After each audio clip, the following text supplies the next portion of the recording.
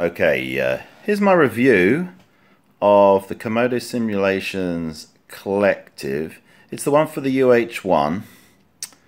Comes in two parts, the handle here and then the base. Now obviously I have it temporarily attached to a plank of wood so that I can actually use it. I'm still in the process of getting all my gear together to really make my pit work.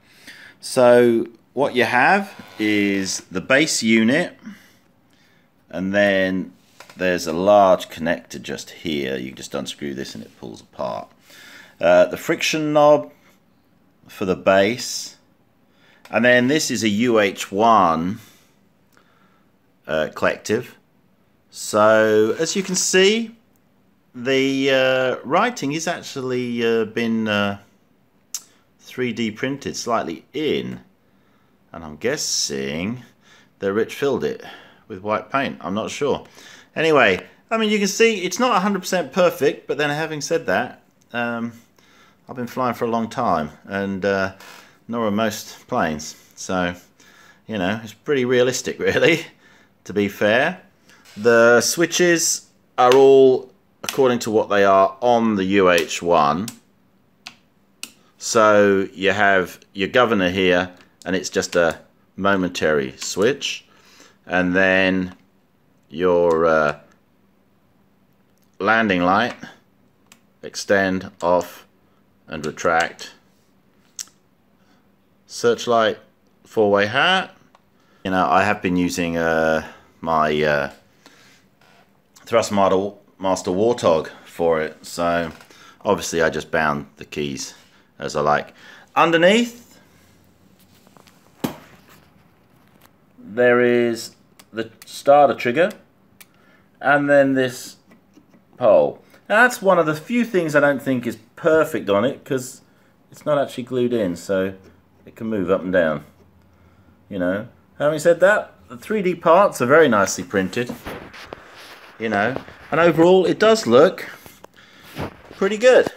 You got your throttle here and the throttle friction knob. All of these bits work, so there it is loose. There's it where I had it, you know. And with the friction knob set correctly, the thing does just sit where you leave it. So it is actually kind of cool, I must admit. Now I'll do a little bit of flying on it in DCS and give you my thoughts or further thoughts.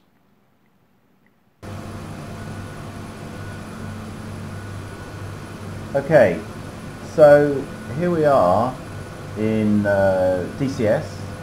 It's a night mission, just so we can take a look at the lights as well. Now, one thing I did notice, I don't fly the Huey that much actually, and I have to say that having the Collective, which moves just in here, just like it does outside, it's a lot more sensitive. So where I used to always kind of leap airborne because I had a lot of trouble with it, it appears that I suddenly got a lot better overnight, which obviously I didn't. So it's actually pretty smooth, to say the least. So I'm kind of impressed. Now, I'm not a helicopter pilot by any means. I'm a fixed-wing pilot, so you know, I've only flown a helicopter like 3 times in real life, and only for short amounts of time. But here we go. Now there's the landing light running, and honestly I don't know where these switches are, but I can look down in the simulation to find them. So the landing light switch is up there, so I'll just go ahead and turn it off, and then I'll go and turn the searchlight on. Alright, and then I'll push the searchlight forward, and there it comes. It is really kind of cool to be flying around with this stuff running the same as it does in the simulation. So, as you can see, now I have to say, I can just let go of the collective, which I have now, and it just sits there. You know. Now obviously my old throttle did that as well, but it wasn't anywhere near as precise. So I do find that this collective has made a difference. Actually a lot more than I expected.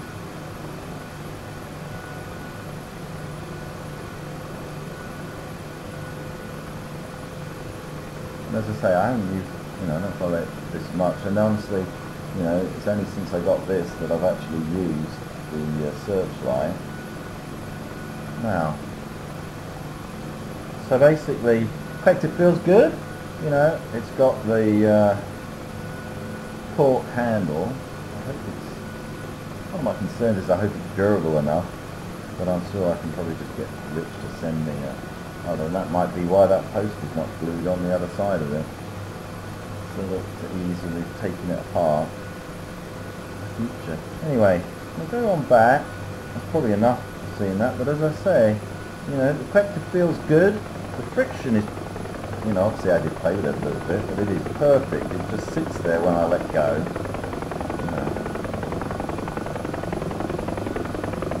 I can't believe it. Yeah. So let's see. There's my searchlight there. So I'll go ahead and turn my searchlight off. Alright, and then we'll turn the landing light on. It's kind of cool.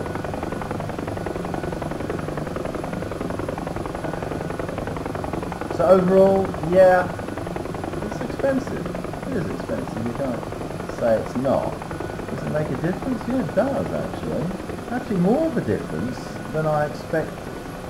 And as I say, occasionally I do what I did just then, because I'm so used to flying with the Warthog, which I didn't reverse throttle on, obviously incorrectly, so sometimes I forget which way I need to pull this thing, having only had it for a few hours. But it really is, actually, pretty good, I have to say.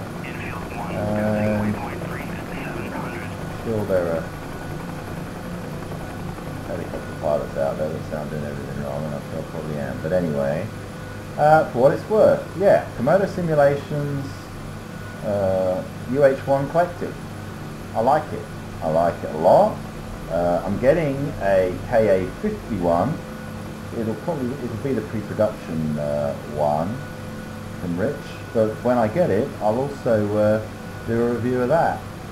But as I say, I'm very impressed. Obviously the light disappears because of the DCS glitch, so it's probably shining on the ground underneath the landing pad. But yeah, and I pulled the wrong way on the collective again. You know what though? The nice thing is, it is it's so much easier to be precise with it.